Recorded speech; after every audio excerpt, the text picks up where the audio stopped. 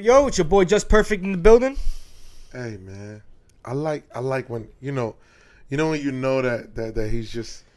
I'm hyped. What can I say? He That's did it. so good at his just for his punch. I'm here. That's it. It's the Find Me One Lot podcast. We are here. Hello.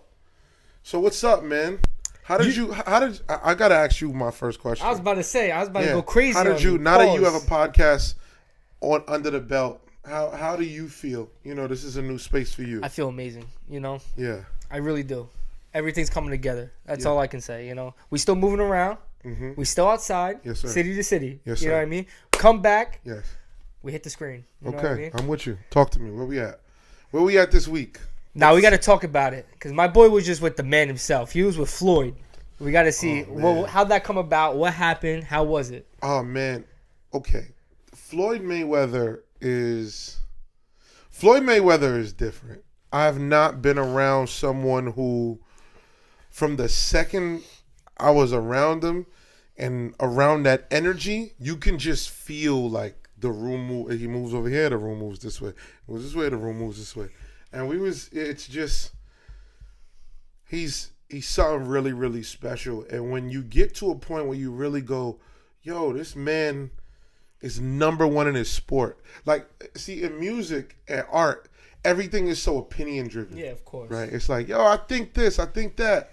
Floyd is 50-0. This is a fact. Like, this is not. There's no opinions about it. You can't like somebody else more than him. You could. He's that everybody guy. can have their opinion, but he's 50-0. Yeah, no one beat him. I think this guy's better. That's cool, but he's 50-0. And when you got someone who's perfect, like I look at it like, he's perfect on a record. It's insane. It was a mind blow, but to walk people through what happened, okay. Some people seen in the stories. My story ain't jumped like that. My story almost did like 10x that day. It was so crazy. IG sometimes misbehaves with the views. But let's walk them through. The Floyd story went like this. It was 2 o'clock in the morning. My phone rings. I didn't answer it. Another call comes back in saying back to back. And it's like, what's going on? So I'm like, hello. I'm really confused. Like, yo, you promoters are bugging now. It's 2 o'clock in the morning. Get a call. Yo, this is so-and-so, Shanti, from Floyd camp. I said, okay, cool. Floyd Mayweather, yes. Well, Floyd's birthday is tomorrow. Well, tonight, tomorrow, however you see it. I said, well, how should I see it? It's Tuesday night. It's like, well, it's not Tuesday night. It's actually Wednesday really, really early in the morning if you think about it. So later today, I'm like, all right, we want him to do this. I was like, all right, well, Ro is probably on Do Not Disturb. It sounds dope. Let me get at you tomorrow, 8 a.m. in the morning. I call at 8, no answer. 8:30, no answer. 9 a.m., no answer. And I'm like, I guess this was some BS. Yeah. It's not going to happen. So I go link up with Goon Customs. Shout out to my man, Verk. Everybody at Goon Customs is crazy. Listen, you want your car custom. You want it wrapped, tinted. It's a play. I'm warming up a play over there. Trust me. But I go over there to go shoot content with the new tank. The Desert Storm fully furnished presidential tinted Escalade. Listen, if we're gonna do it, we gotta do it right. That shit ain't no joke. I'm just saying, right just he drove it yesterday. I'm sold. It's a very crazy thing. So I'm over there the second that I walk in, and I'm about to start shooting the content with Goon Customs. The phone call rings, and the phone rings, and I'm like, come on, you gotta be kidding me. Hello? Hey, Punch, my fault. I was asleep. Sorry. Yo, we were up all night with Floyd. I'm like, oh, this is for real. In my brain, I'm like, maybe it was BS. It's for real. Okay, cool. You up? What's up? Yeah, we need y'all to fly in here. I said, when? They're like, today. I'm like, it's like 10 o'clock in the morning, 11 o'clock in the morning. I'm an hour away from my house right now. I'm like, yo, you got to be kidding me. We go, I book the flights, we get everything. They got everything for us, car service, everything. While we're about to go and get there, the flight's on time, Rose flight's on time, everything is all cool. But then Trump was in the airport. And we ended up taxiing in the air for like an hour and change. Nah. So I'm looking at the clock like Floyd rented the beach. And I'm like, and it's only a certain amount of time that they had the beach for. The city not going to let you do too much more. So I'm like, yo, we about to really miss this right now. I was so bugged out. I was like, yo, there's no way this is going to go. So now when the Trump is taking off, Trump took like an hour and a half, bro, to take off. I guess they blocked it off a little bit before he got there. Like, so you're aware. when Air Force One, the United States of America presidential plane is on the airport, they stop everything. Planes can't go to the gate. Planes can't take off. It's just nothing happens. So everything is grounded. So we ended up being late. We rushed out of there, rushing. I got a hold of Ro, rushed, got our bags, and then went straight to the hotel. Fastest shower ever, threw on clothes, and then rushed all white party for Floyd's birthday. When we got to the beach, this was the coolest thing ever. Floyd looked at me. It's like, oh shit, what up, man? You about to play? And I was like, wow, okay. I felt boosted. Mm-hmm. Floyd knew who I was. I said, wow, okay. That for somebody like me, I feel like I'm the man some days, but then it's still dope when like a big homie's like, I know exactly who you are. I said, wow. I was like, well, I hope not exactly, because then you're going to know it's what roll, but I hope you know something. So we in there, we go, I start DJing. I immediately go on, I start DJing. Floyd, the whole family, I'm getting everybody hyped. Everything is going right. His daughter was there. Everybody was there. It's just a family event. P. Rilla, shout out P. Party Hardy. Just a bunch. You know what I mean? Like everything was all good. So while all of this is happening, I get to where I look. Ro texts me, look, I'm ready to go. I'm like, I bet. So now I just switch it all up. Like, now Floyd, I got a surprise for you. And y'all see the video on the internet where Floyd kind of looks a little confused. This would be a good thing. Like, we put the video right there. You know, maybe we do the content. Clip it in a little bit. We're going to get just to add all of the content on top of it. So when Floyd looks a little off balance and a little shocked, he's trying to catch the audio with Ro at, where do we go? Terrible attempt right there. But, Ro's doing it. And then he catches that as Ro. He starts singing along to the song, and then Ro comes on stage, and it goes crazy. And we ended up having like a fire performance. And then that's lit, man. It was beautiful, bro. On the beach, everything was amazing. And I think the dopest part about everything is that we just got to talk to Floyd for like 30, 40 minutes. And Floyd is showing me all of the skyscrapers he owns. Punch, I bought this block. Punch, I bought this block. Then Floyd actually showed me his bank account. That's ridiculous. Probably couldn't fit on the screen. Floyd showed me his bank account. And let me tell you something, okay? I will not tell you the number, but it is not 7 figures and it is not 8 figures. Okay? All right, I'm just letting it be clear. Man, I've seen multiple bank accounts. I promise you, bro. Like to see 9, yeah, bro. Floyd inspired me to a level that, I've been around some monsters in my life, but I've never seen like, you want to see a bank account? You want to see some inspiration? Boom. Yeah, nah, that's a different level. I don't even know what to say, to be really honest with you. I was blown away. And we just kept talking. He showed me mad love, and then when he was about to leave, he was like, yo, Punch, Ro, pull up. Jacques was there. Lil Meech came in later, and he was like, yo, pull up to the hotel. And we just went back, and he had more family and friends. We was vibing, just chilling. Floyd don't really smoke, don't drink. So everything is like kind of like a sober vibes. Everybody in there just chilling, but it's good energy. Beautiful women, good niggas, family events. Just a really, really good thing. Like, being around Floyd will really just show you, like, he takes care of, like, hundreds of people at a time. Like, somebody look tired, like, yo, get them a room. Don't go to sleep. Yo, you want a room? Here, get them a room. Here, they want to stay? Yeah, get them 2 more rooms too. It's just like crazy. He's really the kindest, most giving, person I've ever been around. He's different. And I've been around some of you rich and y'all be stingy with the dollar. Nah, but Floyd's something else, man. But an experience, man. And then me, him, and Ro were talking about a play that we talking about some plays. That's it. Keep a little talk. Don't worry. We'll have more to talk about. Plays. You know what I'm saying? That's it. Looks cool though. All right, man. Yeah. Well, it's EP2, man. How you feel? Episode 2. I'm happy to listen. I got so much love. Good. I was gonna say, bro. I hope everybody liked the first episode. I hope they're trying to scream for us to come back. You know? I got so much love. People was telling me a lot of good things about you too. Like, yo, good timing, good pace, good everything. But I got so much love for episode 1. It was just like, yo, man, just be consistent. That's it. We ain't stopping now. That's it. Just be consistent. Just be consistent. And it's just a rare thing. A lot of people were talking to me.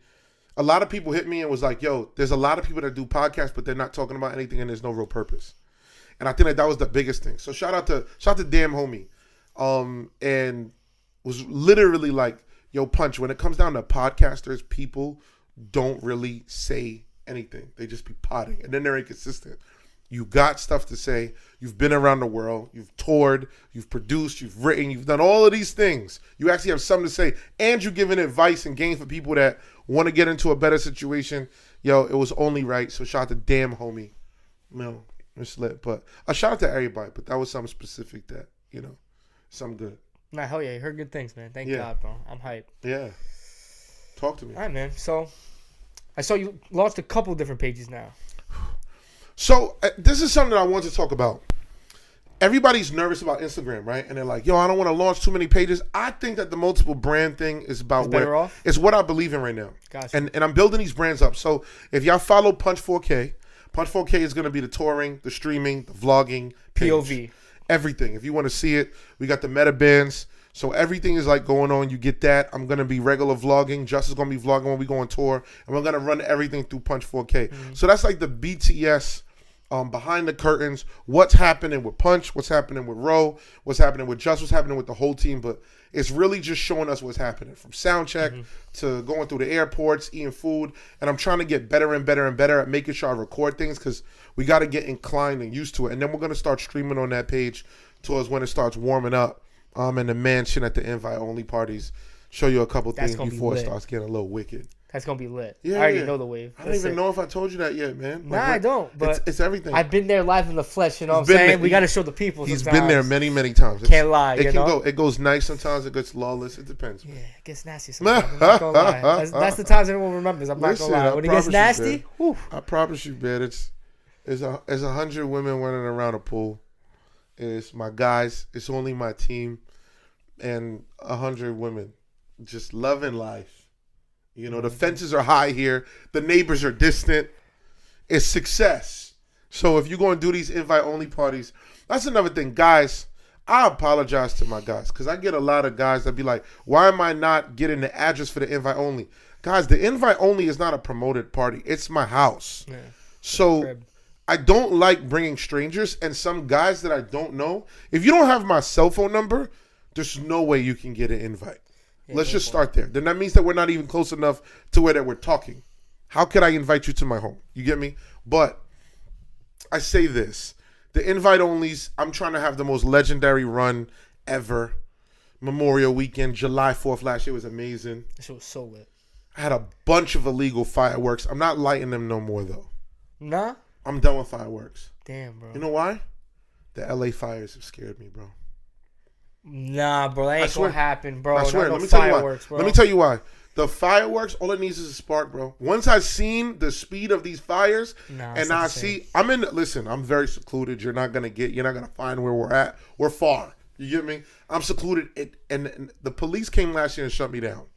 They did. And they were like, yo, listen, you're just basically in the middle of like a bunch of matches. Yeah, I was a little fucked up, so I wasn't able. They weren't able to send the white kid out. You know what I mean? And talk to the cops, but I know. I wish I was a little more sober for that part. But it was just like, you're basically in the center of a bunch of matches. Yeah. Please don't set them off. And I was like, but when I went to LA and saw what a spark of a flame can do, I have no desire ever again. So I love the fireworks. I did it for the last 4 years. It was amazing. Last year I let it go crazy, but again, I'll never do it again now. No, I get it. It's understandable. Man, so that's it. Last year was the last of the fireworks. Until I buy a bigger mansion with less neighbors and less trees around me, there's no more. But the Punch 4K is going to be vlogging everything that we do from here forward. I'm gonna start streaming and doing more and more reactions. A lot of people want to know what my opinions are, so that's what the Punch 4K is about. Punch Me In Baby. Now, if you see the Punch Me In Baby page, that is my writing, producing, executive producing. It is just that side of my brand. I don't think people know how much records I write. When I said it last week, I write for all the rappers I've been with. I wrote this and I wrote that. Everybody was like, huh? So that's Punch Me In Baby. I'm actually in the process now of getting all of my old content and songs that I've written on recredited as Punch Me In Baby, not just Punch. Probably going to do my pub deal soon for my music people. You going to know what that is. I got a lot of records written. I got a lot of things going on. And Punch Me In Baby is real. And I just started writing on films. Hello. Shouts out to Rotimi for that. Okay? So when these production companies are hitting for Ro and they start going, oh, what do you do, man? Hey, listen to me. Oh, wait, you're the guy who wrote that song in the show. Have you ever wrote on that? Yes.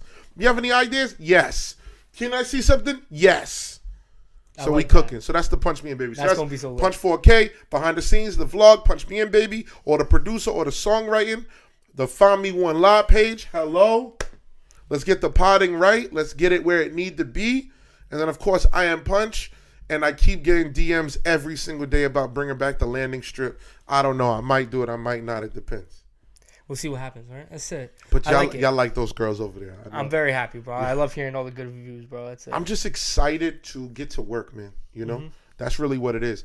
I think the biggest thing with people that got ideas is that they do nothing. That's the problem. The biggest problem with some of you is that you got an idea and then you do nothing about it. You got it, you keep it in your phone. You might text your best friend. You might call your best friend and you go, yo, I got this new idea.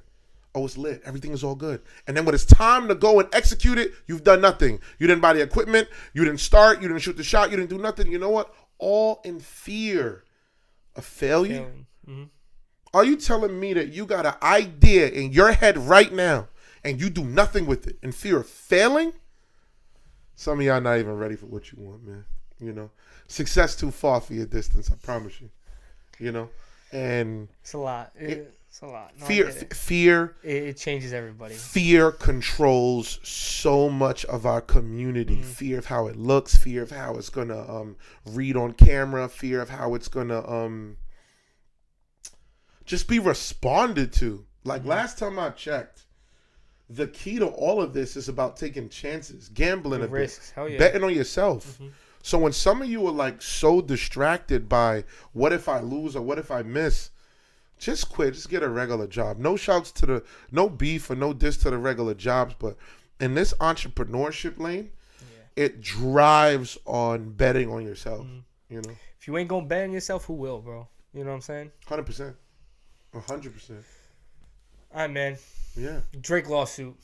Internet's saying a lot of crazy shit, bro. Wow. Okay. I know you go on dresses. I know you know what's Music going on, expert time.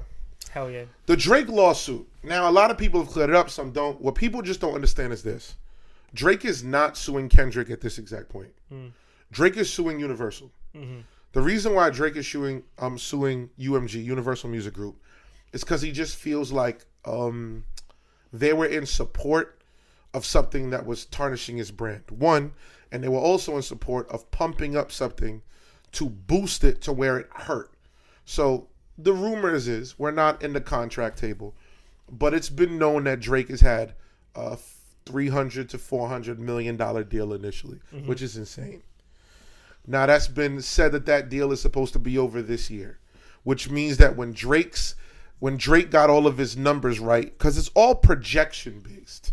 Nobody's like, I'm worth this right now. It's like, I'm going to be worth this in these years because this song is going to stream. These songs are going to go. It's all projection. It's all estimated, bro. It's it. So they're projecting that he's supposed to make this kind of money, right? And Drake's position, as what I've read on the lawsuit, is that the label that he was a part of did not do what they were supposed to do with him to help him stay into the momentum that he was on, to be able to get it, because it is rumored that Drake was going to go at $1 billion deal. Got you. Okay. So because he wanted $1 billion deal, or there was rumors that he was actually capable of getting one, there have been said that they were basically shaking the tree to make sure he didn't, by pushing Kendrick excessively, by pushing other narratives, you know, the pedophile. Like, it just really just shows how big Drake is, because, you know, the P word, which is a very, very serious word, right?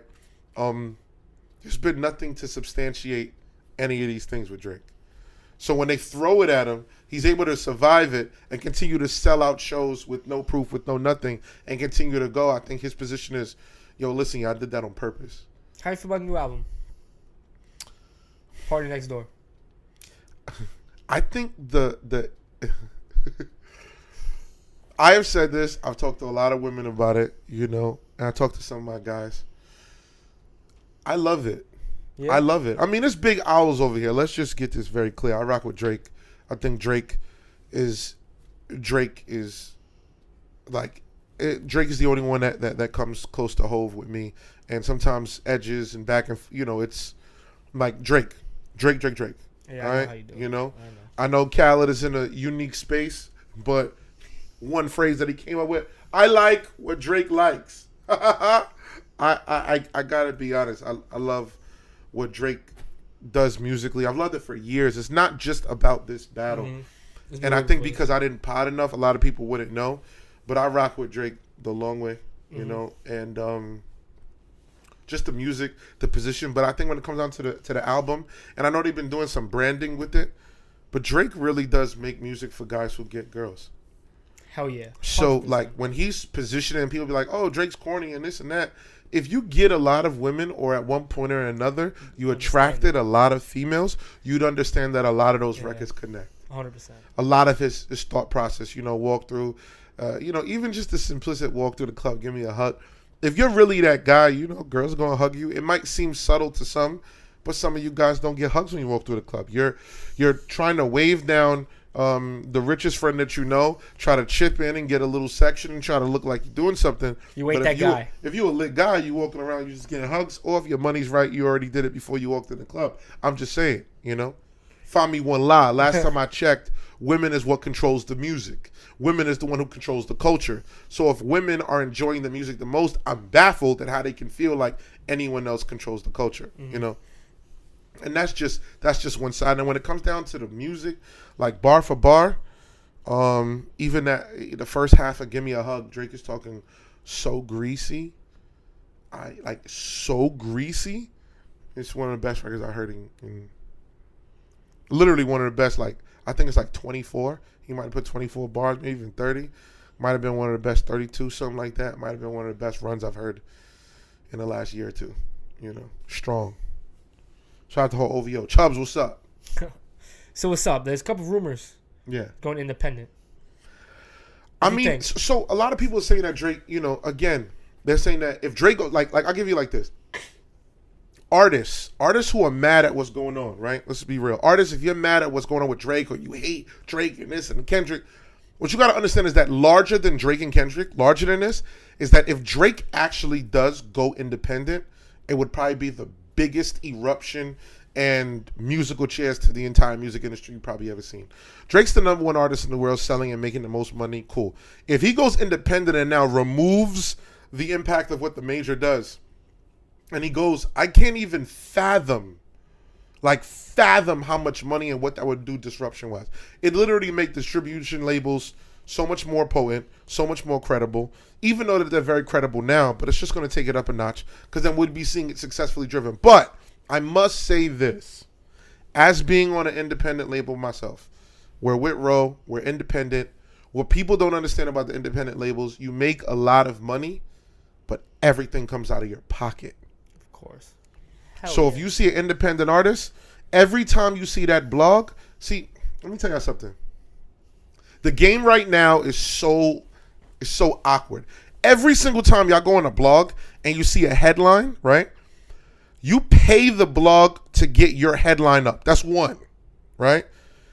If that headline, you see a similar one on another blog, that's proof that they just paid, because they're like, hey, everybody, so-and-so has a new song. Don't you think it reminds you of the 90s or whatever?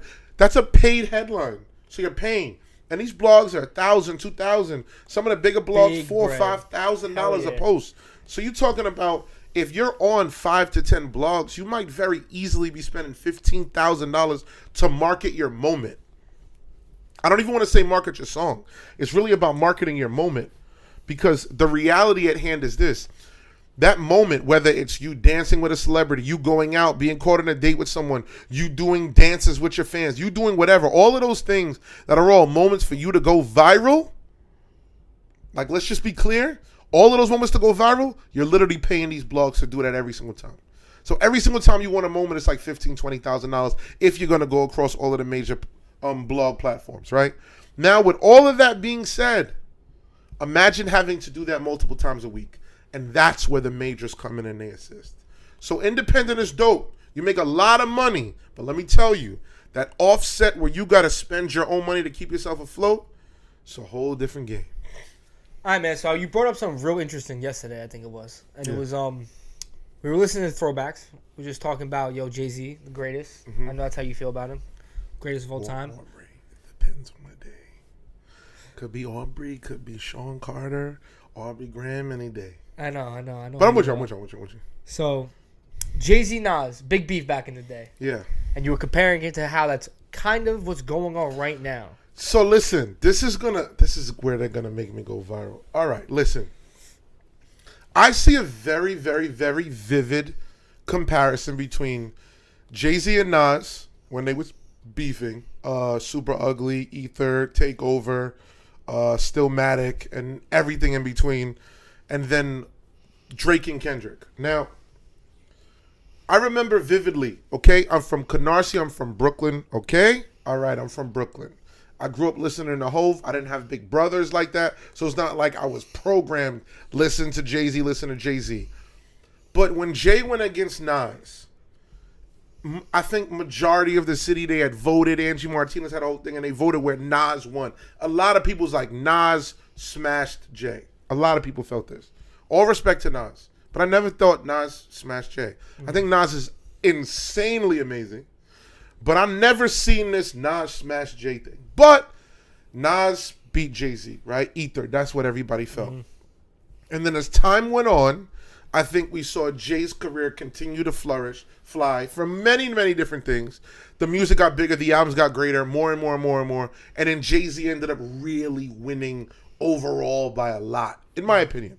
Again, respect to Nas. I swear to God, I love Nas. I do. But I feel the same alignment with Drake and Kendrick. I feel like they wanted to see, Drake lose just how they wanted to see Hove lose. In that battle, Hove was talking about being worth, you get what I'm saying, 9 figures at that time. It's insane. You get what I'm saying? And I feel like it's a little abusive, and people are looking at Drake like, we're fed up. Drake's been dominating since 2008. It's 2025. That's 17 years of dominance. And I feel like they just were ready to let somebody else go. And people think Kendrick is great. All good. Not going to argue that today. But I do think that Drake over time is going to continue to just go. And I think that it's going to be a very similar outcome from Jay-Z and Nas and Kendrick and Drake. Do y'all think I'm bugging? Or am I telling the truth? Find me one lie. I feel the parallels of both sides, and I literally think that there's a lot to be compared to. And I think overall Drake is going to continue to come back, and I think he's going to dominate very heavily this summer. And the tour of what Drake is doing right now with Anita Mac, it's just like, it's going. Yo, he sounds like a diehard Drake fan. I'm not going to lie, right? But we know he is. I know him. This is my guy. I feel you. I feel like it, but I look at it and I go, yo, I listen back to the diss records, and I really don't hear what everybody else hears. I feel you. It's harsh. I'm not gonna lie. Kendrick did do his thing. Yeah, drop it in the comments though. We got to see what you. Yeah, you feel, I'm with you. And I mean, like coming back to it, it's almost a year later. Close to it. Yeah, it's almost a year later. Have you listened to the disses? Not just Not Like Us. I know because everybody loves it because it's a smash record. Cool, but I think the premise of the record. I think that's the worst one. I think that's Kendrick's worst one. I swear I don't. This is how I know I don't get it. But nonetheless, I'm a rapper's rapper. I like bars, and I like the position that Drake took in the battle, and that's just me. No, I get it. That's just me. We gotta hear y'all shit though. Is there similarities between Jake and Jay? That's how I know. Is there similarities between Nas and Jay-Z and Kendrick and Drake, where they say Nas won at the beginning, and then over time, I think that it's a synopsis that Jay-Z won overall. And is it the same thing going to happen with Kendrick and Drake? I just want to hear what y'all got to say. I'm all ears. I know we jumping now, but R&B now. We're going to get to the R&B side. R&B now. Talk to me. How you feeling? How do you think, what's going on in R&B right now? So this is a good thing. Me and Rotimi was having this conversation multiple times. I think R&B has, the real trouble that I think R&B has in 2025 is that R&B artists aren't in conflict like that. Yeah. So when I was with rappers, every other day we had a fight. We're getting shot at. Nonstop. They're trying to run down. The police are shutting the show. I think rappers do clout chase a little bit more often with women. They're posting it. It's a lot more show off, bravado. And I just think that it makes it much easier for rappers to be viral. R&B artists are so focused on the love, so focused on the music, so focused on just even maintaining their voice. Just as a more rappers smoking, drink, they're just doing fuckery all the time. And I just think that these things cause R&B artists to be less problematic, which then makes it almost come across like they're less exciting. And it hurts the genre. That's crazy. Because crazy. They're less exciting. And I just mean it by like headlines and blogs. It keeps R&B art, like, realistically, CB is the one who's like in headlines all the time, and Chris Brown just coughs and there's a headline. But realistically, like 90% of the R&B genre doesn't get spoke about on blogs, whether they're making amazing music or not. And when I spoke directly to Rotimi, it's difficult because Rotimi isn't gonna just wake up and diss nobody. He's not gonna wake up and be like, F this rapper, F this singer, F this singer, F this singer. He's not gonna do that. So then it gets to a point where it goes, if he's not gonna diss someone, he's not gonna go out and cause a fight. He's not gonna pour champagne on some girl butt. He's not gonna do none of the things. He's not gonna just go out like, let's just go buy 3 Lamborghinis today. Let's go to the strip club and blow $40,000. Yeah. Side note, I think I just described like 45 rappers.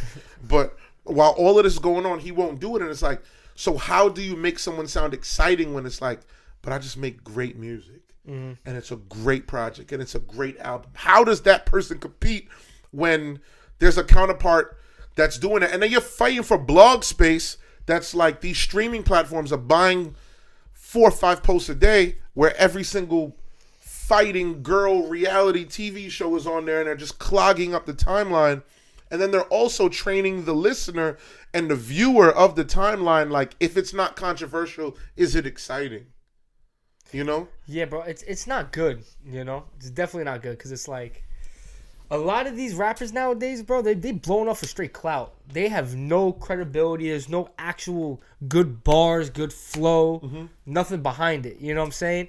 And that where it comes in. It's like, I was going to ask you, like, you think clout is credible as, like, is it credible? You know what I'm saying? Like, can you value that as much as somebody that's actually putting in the work, having good bars, but they ain't blowing up because they're not doing the sucker shit? So, the toughest part is this. In 2025, I don't control the music industry.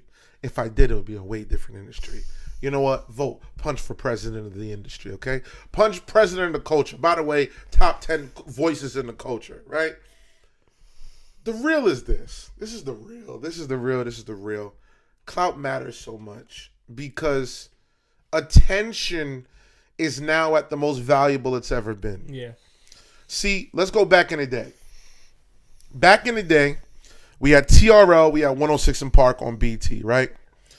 If you got on 106 in Park, generally speaking, that's like urban radio, and then you got on TRL, that's like pop, crossover, rhythmic. You know what I mean? Like, it's there, right? Cool. So now when it's like, that's how you used to win if you were on these platforms. But the difference was this. That was the only source of content for us when we were growing up. If you weren't on 106 in Park, you didn't feel like you were popping. And if you weren't on TRL, you weren't like big shit, right? And TRL used to take 1-2 rap songs at a time. Realistically, Backstreet Boys, NSYNC, Aguilera, Britney Spears, Timberlake, they're smoking that. And then you'd get like Ludacris right in the middle of it, or Little John, or Jay-Z here and there, but not really Hove. You get those moments. Fat Joe used to tear TRL up, right? The thing is like this. In today's age, there's so many information sources that they can't control what's coming out. Yeah. So what happens is that the information sources started to become blogs.